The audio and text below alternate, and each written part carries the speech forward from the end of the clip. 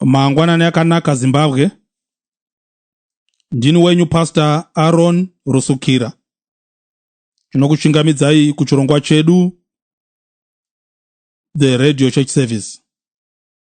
Makorokoto egore idzva. Tinotenda Mwari ationesa rimwe gore. Vatereri vedu vazhinji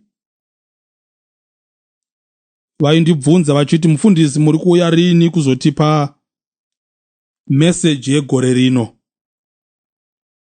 Toda kutenda Mwari atisanganisa atipa mukana uyo kuti titaure shoko raMwari mukutanga kwegore. Exodus chapter 23 verse ya 27. Mwari vari kutaura navaIsraeri vakafamba rwendo vachibva kunyika yeIgipita kwavaigara savaranda vachiinda munyika yeKenani. Mwari ari kuvapa vimbiso yokuti pamuchapinda mukati menyika yeKenani, nyika ine zvinotyisa, nyika ina marudzi akasimba aigona kuvakurira kana Mwari akasamira navo. Nawo Mwari ari kuvapa vimbiso yakangofananawo nesu takatasara negore ratisingazivi, gore ratinogona kusangana nezvinonetsa mukati meupenyu hwoumwe noumwe wedu, machallenges, miidzo, kuomerwa. Mwari anotaurawo navaIsraeri achivashingisa pana chapter 23 yaExodus verse ya 27. Anoti kwavari, ndaakuverenga: ndichatuma chitsviso changu pamberi pako nokukanganisa ndudzi dzose dzauchasvika kwadziri. Ndichafuratidza vavengi vako vose. Verse ya 28. Ndichatuma mago pamberi pako adzinge vaHivhi navaKenani navaHeti pamberi pako. Mwari ngaavongwe. Inyaya yakanaka yekutangisa gore. Mwari aitaurira vaIsraeri achiti, usahla, ndichaenda mberi kwako. Ndichatuma chinohlisa chichandovhundusa vavengi vako. Pauchasvika iwe, ucharwa nevakavhunduswa kudhara. Anoendirira mberi achiti, ndichafuratidza ndudzi dzinorwa newe. Inyaya yakanaka yokutangisa gore, tichiziva kuti vavengi vedu vose nezvinorwa nesu, Mwari achaenda mberi kwedu kundotibatsira kuzvikunda. Isu tichazosvika tichipfuura napo, hondo dzatokundiwa. Vhesi ya 28 yandinakidza inotiyo, ndichatuma mago anoruma aya pamberi pako andokonzeresa confusion nokuruma vavengi vako.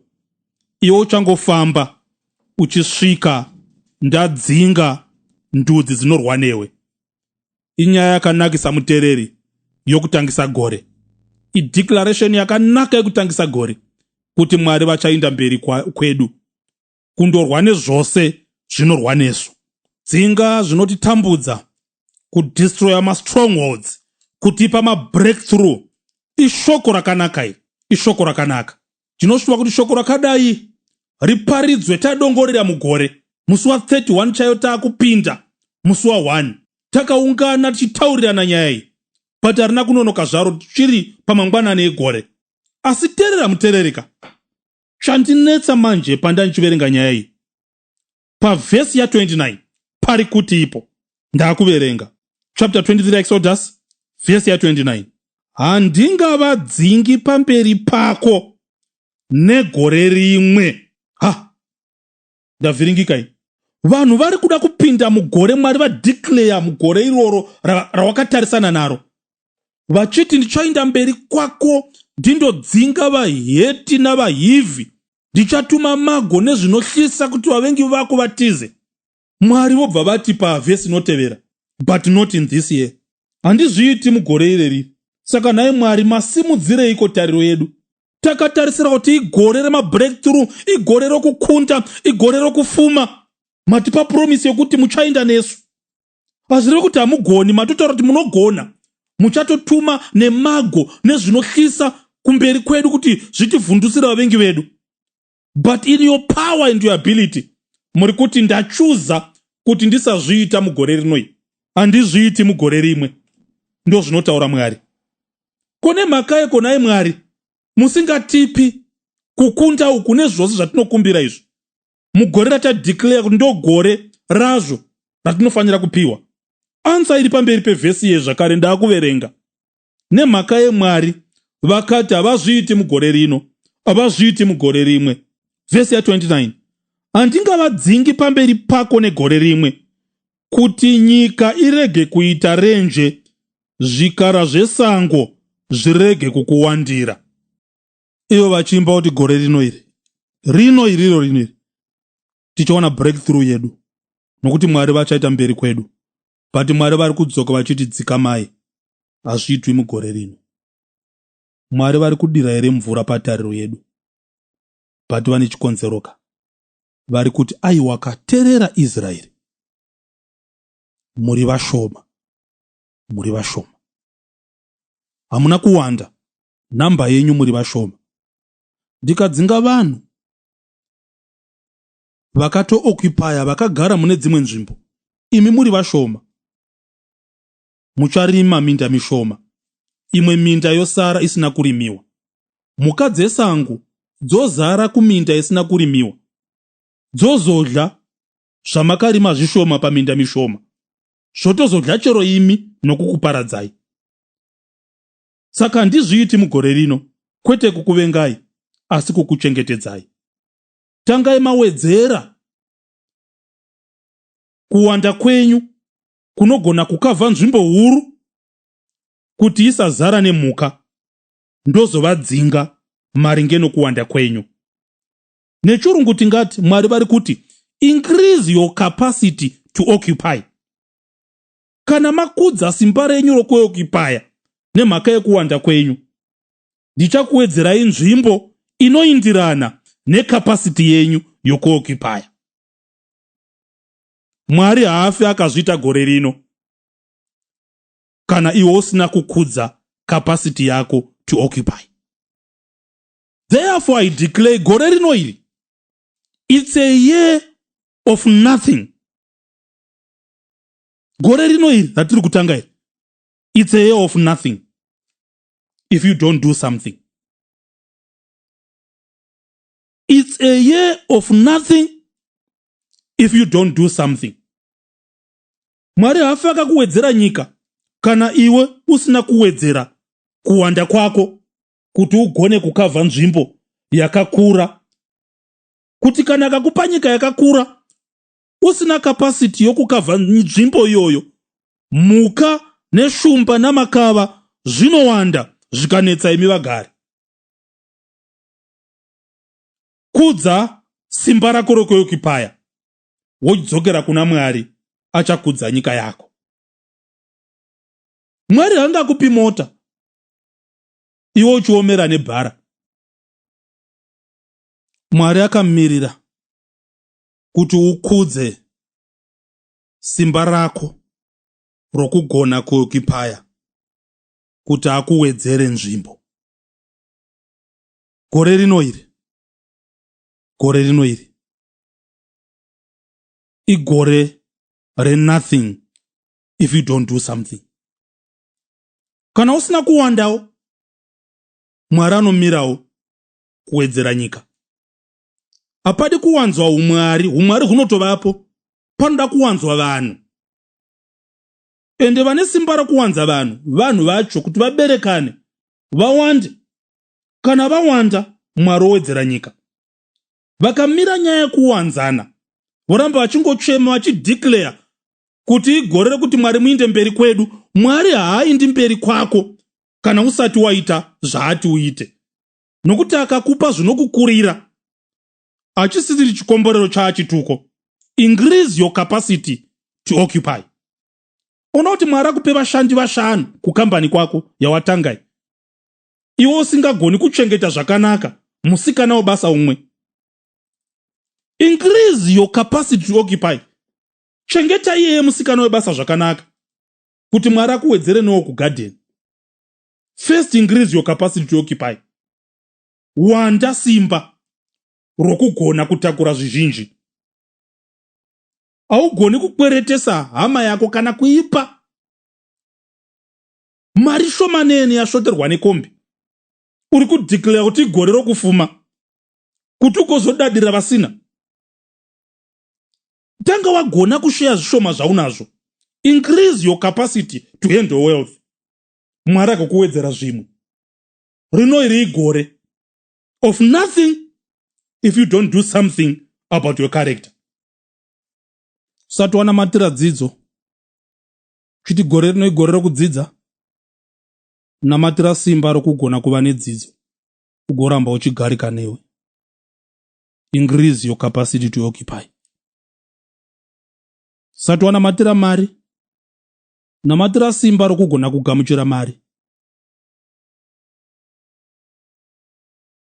Une potential yekupengeswa nemari. Une potential yekupanduswa nemari. Une potential yekuhedhuswa nemari. Usati wadeclare nekudeclare kuti gore rokuita mari, nyarara pamberi paMwari and increase your capacity to handle money. Mwari vari kuti hazviitiki gore rino zvauri kuda izvi kusvika waingiriza your capacity to occupy. Paunongirizavo zvishoma, Mwari vanoramba vachiwedzera. Saka focus haizi pana Mwari. Focus iri pauri. Kumbira Mwari kuti ashande iwe, ukudzwe iwe mukugona kugamuchira ropafadzo yake. Mwari hana problem, ari ready to bless you maringe necapacity yako yokugona kutambira ropafadzo yake. Gore rino iri, kumbira Mwari kuti shanda ineni. Put me into action kuti ndigone kugadzira zvamunotaura neshoko renyu, ndigone kugamuchira ropafadzo yenyu. This year, it's a year of nothing if you don't do something. Matthew chapter 5 verse 7. Inoti vakaropafadzwa vane ngoni, nokuti vachaitirwa ngoni. Vakaropafadzwa vane ngoni, nokuti vachaitirwa ngoni. Harizi gore rokunzwirwa ngoni naMwari kana iwe usinganzwiri vanhu ngoni. Bhaibheri rinoti vakaropafadzwa vanonzwira ngoni, nokuti vachanzwirwa ngoni. Usadeclare kuti gore renyasha iwe usina unoitira nyasha. Mwari hazokuitiri nyasha kana usina kuitira vamwe nyasha. Une utsinye navanhu, une utsinye nehama dzako, une utsinye nevavakidzani. Asi unodeclare all night uchiti nyasha dzichandiwandira gore rino. I declare and decree. Mwari vari kuti blessed are the merciful. Tanga waita iwe nyasha kuti Mwari vakuitire nyasha. This is a year of nothing in terms of grace if you are not graceful to others. Itira vanhu nyasha kuti uitirwe nyasha. Igore renyasha kana waitira vamwe nyasha. Increase your capacity to occupy. Kana uchida nyasha, itira vamwe nyasha. Nyasha dzinoitirwa vaitira vamwe nyasha. Vane nyasha vachaitirwa nyasha. Nyasha mumabasa avo, nyasha mukutsvaga mari, nyasha kuvana vavo, nyasha kuvazukuru vavo, nyasha mumabasa amavoko avo. Igore routsinye kwauri kana ukasaitira vamwe nyasha. Ukaitira vamwe utsinye, unoitirwawo utsinye. Mwari aisa gore riri mumavoko ako kuti kana ukagona kuita zvaanenge ati uite, anokuitira zvaakavimbisa kuti achakuitira. Ndosaka ati, aiwa Israeri, increase your capacity to occupy. Wandai ndigokuwanzirai vandichadzinga, ndigokuwanzirai minda yekurima. Asi mukaramba kuwanda, ina handiwanzivo. Musandipa mhosva pakupera kwegore iri, nokuti makabata gore iri mumavoko enyu. Mukaita zvamakati ndiite, ini ndichakuitirai zvakanaka. It's a year of nothing if you don't do something. Kumbira Mwari kuti awedzere simba rako rokugona kugamuchira zvikomborero zvake, kuti rigova gore rezvakakunakira. Mwari haazokuitiri gore rino kana usina kugona kuingiriza your capacity to occupy. Gore rino iri, it's a year of losing if you don't keep. Igore rokurasikirwa kana usingagoni kuchengeta. Gore rino iri, it's a year of defeat if you don't fight. Igore rakakunakira rokufamba zvakanaka nokuitirwa zvakanaka kana uchikudza vabereki vako. Pane zvakataura Mwari kutanga kuti ita ndisati ndakuropafadza. Kudza baba vako namai vako kuti zvigokunakira, uyezve kuti mazuva ako awedzerwe panyika. Gore rino iri igore rokuitirwa zvakanaka kana ukateerera Mwari. Igore rokudziviswa kweminamato gore rino iri kana usingagoni kugara nomukadzi wako zvakanaka. Peter wakutanga chapter 3 verse 7 inoti, varume, garai namadzimai nokuziva kuti minamato yenyu rege kudziviswa. Harizi gore rokunzwika kwomunamato kana ukasaita zvinodika mwana Mwari. Increase your capacity to occupy, kuti Mwari vakuitire zvakanaka. Gore rinorwa uri kudeclare kuti ndichada kufara mumuchato. Igore rinogona kukuvavira muchato. Unogona kusafara this year kana ukasazvisa pasi pomurume wako. Gore richakunetsa zvikuru chero wadeclare ukatsanya ukasamwa mvura, nokuti Mwari vakamirira iwe kuti utange wavateerera, nokuti akazvinyora mukati meshoko rake. Anoti kuna Israeri, musafarisa, not in this year. Not in this year. Ndakamirira kuti mumbowanda, nokuti kana ndikakuzarurirai nyika musina kuwanda, muchazara mhuka dzichakunetsai. Mwari hazoiti ropafadza against his word. It's a year of nothing kana usina kuteerera shoko rake. Gore rino iri ratiri kutanga iri igore rourombo bukuru kana usingashandi. Igore rourombo kana usingashandi. Unogona kuri declare nendimi dzose kuti gore rema breakthrough, igore rekuita mari, but if you don't work, work is ordained by God. Mwari ndiye akatiudza kuti tishande, tichadya cheziya. Tichadya cheziya. Kana ukasashanda, it's a year of nothing if you don't work. It's a year of falling if you don't stand. Zvinoda vanhu vakashinga vanomira. Rino gore iri igore rokunyadziswa kana ukasamira pana Mwari. Nokuti Bible, those that wait upon the Lord shall renew their strength. Harisi gore rokuimba navanhu rineri. Harisi gore rokuimba navanhu vana connections. Unonyadziswa gore rino iri. Iro rino iri unonyadziswa iri. Igore rokumira naMwari. Kana ukamira naMwari ukaita izvo Mwari zvaakati uite, igore rokubhururuka samakondo. You shall mount high like eagles. Mwari akamirira iwe kuti utange waita tsiko rokutanga, kuti akupe zvaakakuchengetera mugore. It's a year of nothing if you don't do something. Igore rakazara rudo kana iwe uchidavo. Rudo runoattracta rudo. Ruvengo runokoka ruvengo. Rudo runotikokera zvakanaka. Ukasada mugore rino iri haugoni kudiwapo. Increase your capacity to occupy. Teerera zvawakaudzwa naMwari asati akubvisira vahivhi navahiti pamberi pako. VaGaratia chapter 6 verse 7. Musanyengerwa, Mwari haasekwi, nokuti izvo zvinodzvara munhu ndizvo zvaanochekazve. Ukadzvara ruvengo unokohwa ruvengo, ukadzvara makuhwa unokohwa makuhwa. Gore rino iri usarideclare kuti igore rebamba harvest in any way. Iyo wanzvenga nguva dzokudzvara. Igore richakohwa vakadzvara. Igore rokudzvara kuti ugogona kukohwa. Usatenga combine harvest nemari yembeu, hapana chaunokohwa. Usatenga graduation gown nemari yefees. Panoda kudzvarwa kutanga, panoda kudzidziwa kutanga, kuti ugowana mukana wekugraduate.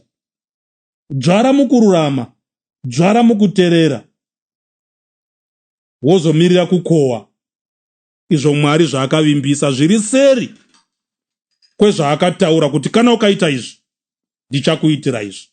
Gore rino iri, gore rino iri, gore rino iri. It's a year of nothing if you don't do something. Kana uchida kukohwa, dzvara mune rino, ugokohwa mune rinovouya. Dzidza, ugograduata. Ida, ugodiwa. Regerera, ugoregererwa naMwari. Ipa, pavhurire, uchakodzwa. Increase your capacity to be blessed. Ita zvinoita kuti uropafadzike naMwari. Mwari akasunurira shoko rake kuti ariite. Ende hazokuropafadza against his word. Pane zvinofanira kuitwa. pane zvinofanira kuitwa. Declaration yokutanga, usati wadeclare wakatarisa kuna Mwari negore, declare wakatarisa mukati meupenyu hwako kuti Mwari, ndibatsirei ini. Kana mandinatsa ini, kana mashanda neni, ndava muchimiro chinogona kugamuchira ropafadzo yenyu. Mwari anokupa. Ndo ropafadzo chaiyo inogara, inobva kuna Mwari, inopuwa kana tapedza kuita sezvaanoda. Mwari hazosponzi maribho, anogwa neshoko rake. Anofara nesu kana tichitenda nokuteerera zvaanoreva, tiri vana vake, tichifamba mukati mechiedza chake. Mwari atiitere zvakanaka. Vanoda kubata Pastor Aaron Rusukira vanowanikwa panhamba dzinoti WhatsApp 0735 690 240. Ndinodzokorora zvakare 0735 690 240. Kufona 0772 721 653. Ndinodzokorora zvakare 0772 721 653.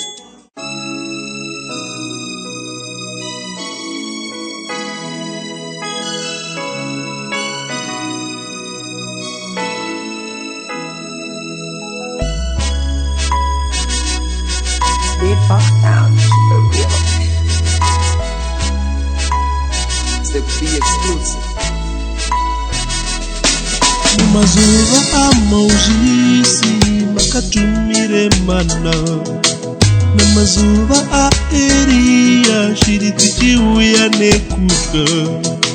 Achema kwamuri Hana makamupa mwana, neniwo Mwari ndinochema kwamuri. Ndatambura sei ndiri mwana wa Mwari, chizarura idenga ndiwana nyasha. Handingatamburi ndiri mwana wa Mwari, kwete ndaramba ndiri mwana wa Mwari. Zarura idenga Mwari ndiwane nyasha, ndiratidze chiso chenyu Mwari ndiwane nyasha. Zarura idenga Mwari ndiwane nyasha, ndiratidze kugwinya kwenyu ndiwane nyasha. Zarura idenga Mwari ndiwane nyasha, ndiratidze chiso chenyu Mwari ndiwane nyasha. Awukula masa nami ndizibusisa, ozibonisa abanye zundibusise nami undiphakamise.